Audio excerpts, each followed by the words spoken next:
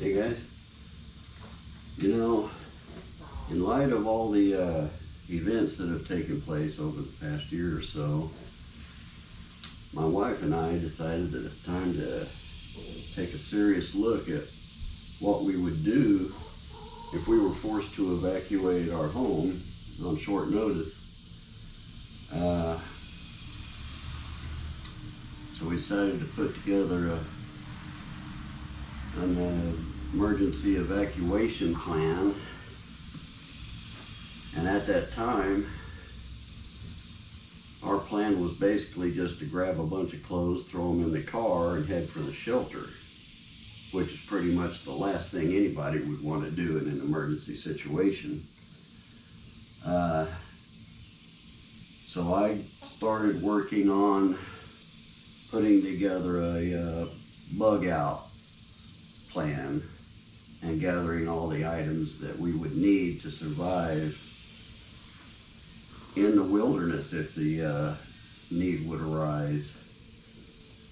And it turned out to be a little more involved than what we had originally planned. I mean, there's a lot of things to take into account if you have to leave your home with the possibility of never being able to return. You have to be able to travel cross country into the wilderness. It may be necessary to get as far away from other people as possible in the case of maybe another pandemic, a more deadly, more contagious pandemic. You'd want to get as far away from everybody as possible. And for a family of 4 to survive in the wilderness, that takes a lot of preparation, and it's something that can't be done on short notice. So it's really important to be prepared in advance. And so that's what I've been working on. So I want to take you out and show you what I've gotten so far. So let's go out and take a look here.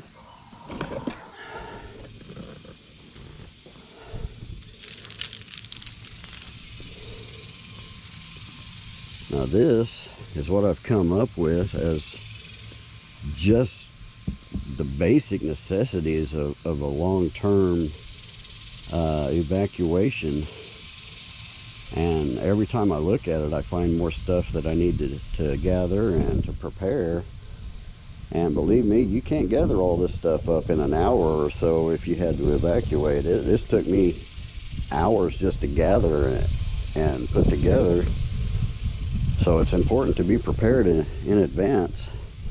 So before we get into all this, now we decided we needed a vehicle that could provide us with transportation and shelter and still be compact enough to travel through wooded areas. So I decided to go with a 4-wheel drive Ford F150 with enhanced ground clearance. It's an older model, which is easier to work on. There's a million of these things out there, so scavenging parts would be easier. It's not overly computerized. And I installed a low profile camper shell on here, and I wanted a wood stove. So, you know, with a wood stove, you've got fuel virtually anywhere you go. You'll never run out of fuel, so you've always got a place to cook and a source of heat. I wanted to be able to keep track of what's going on, so I installed a remote controlled 360-degree broadcast TV antenna so that you can scan for stations and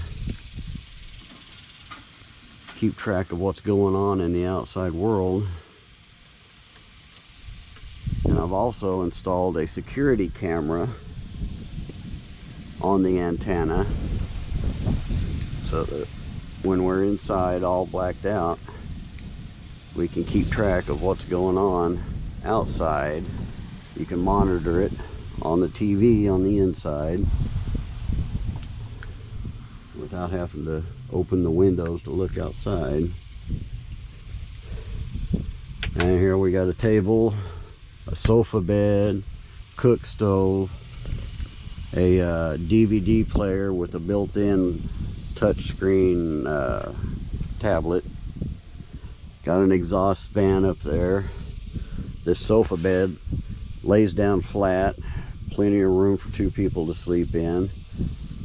I want to put a sliding glass window in the back so that we can pass through up into the cab. So this would provide our shelter,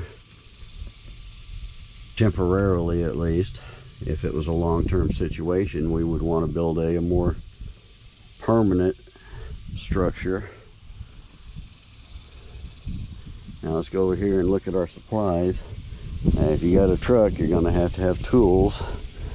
So over here I got a bag of hand tools and power tools. I got a floor jack and an axe and a shovel, bolt cutters, drills, different power tools.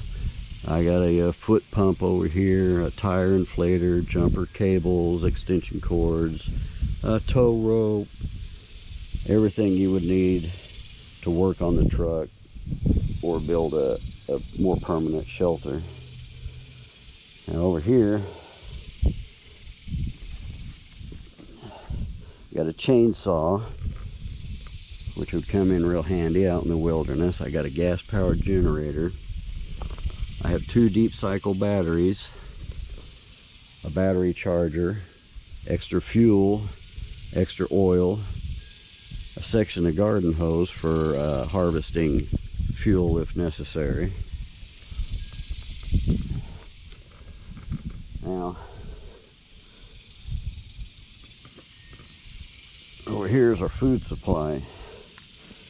And this is just the basic minimum of what we would need.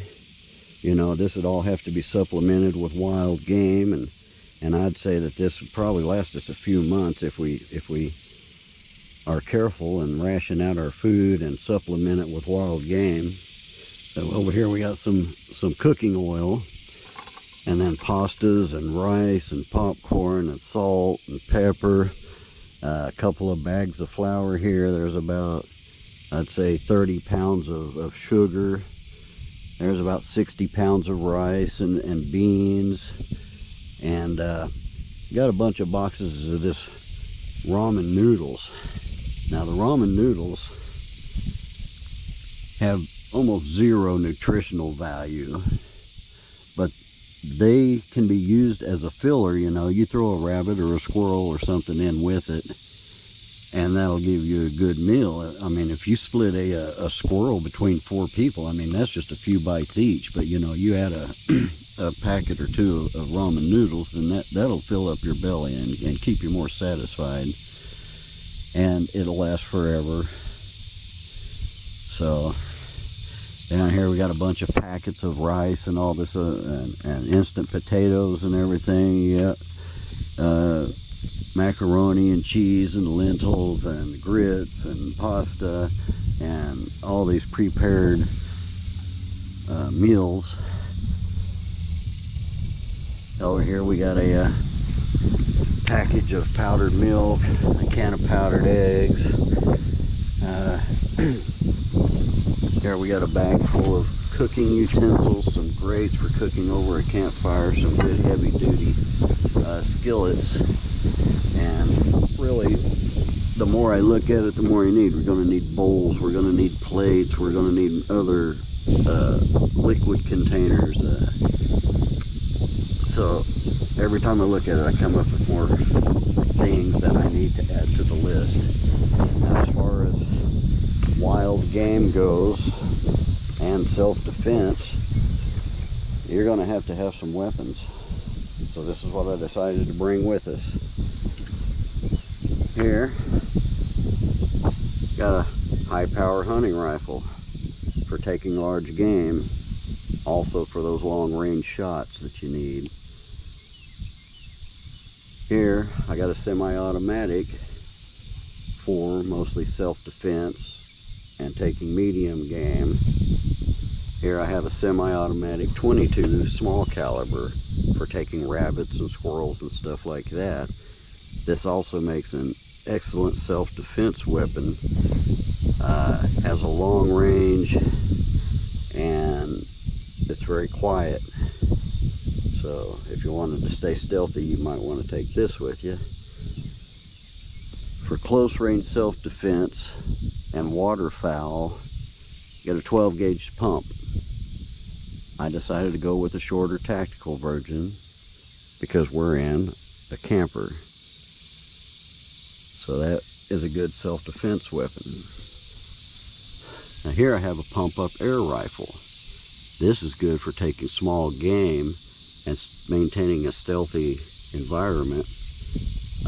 You can take small game with this without making much noise, and also it's a pump, not a CO2, so you really don't run out of ammo for this. You can even make your own ammo.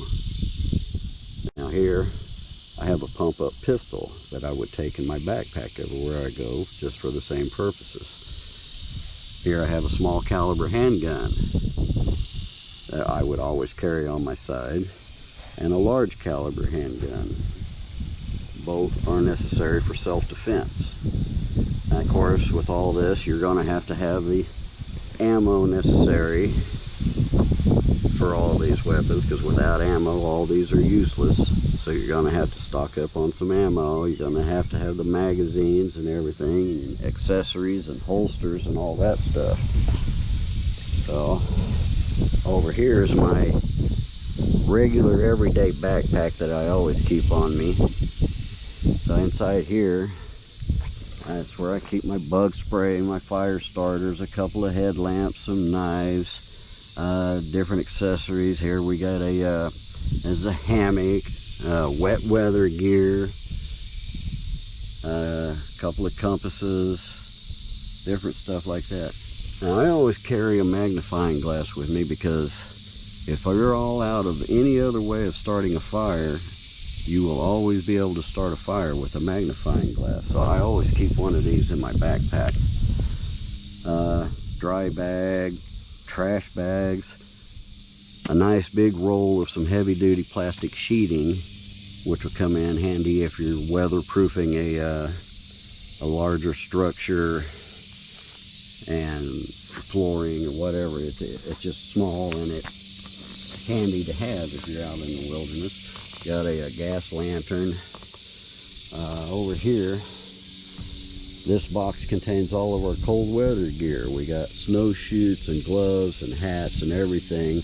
You know, even though it's hot now, you don't know how long you're going to be out there, so you have to think you're going to need some cold weather gear. So I got to take all this stuff with us. Lots of different accessories and stuff in the boxes here. Got a bag full of ropes and bungee cords and ratchet straps and all that kind of stuff in here. Here's some tarps. There's actually a tent, 2 tents in here, some inflatable mattresses and everything here. All that stuff will be necessary. Over here, this bag here has a little pup tent in it and some other things for if you're going out on a hunting expedition or something. This is something lightweight and easy to carry. Also a sleeping bag. Now, all of this stuff is just stuff that I've gathered up around the house. Preferably, I'd like to go out and purchase everything I needed. But, you know, we're just an average family with an average budget, and this is what I've put together. So hopefully I'll keep adding to this, and if the need ever arises, we will be prepared to bug out on short notice and have the best possibility of surviving. And I encourage everybody else to take a look at your emergency plans and what you would do if you had to leave your home on short notice.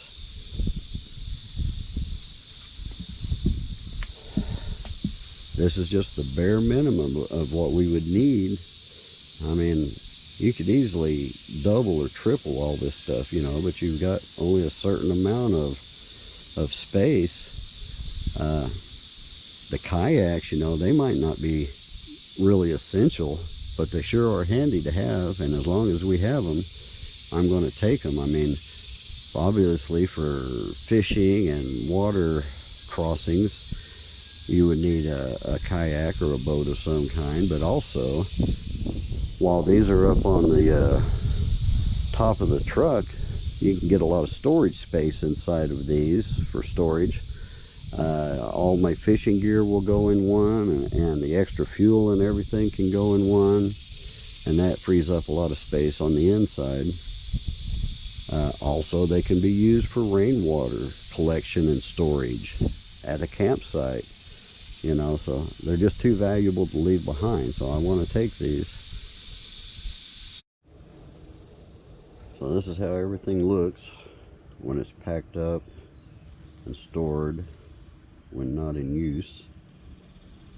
It takes me about 30 minutes to get everything loaded into the truck and ready to go, minus all of our clothing and other items.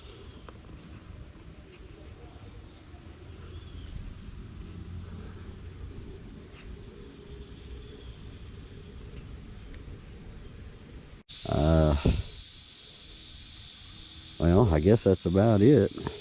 So everybody be safe, everybody be prepared. You never know what the future holds. God bless.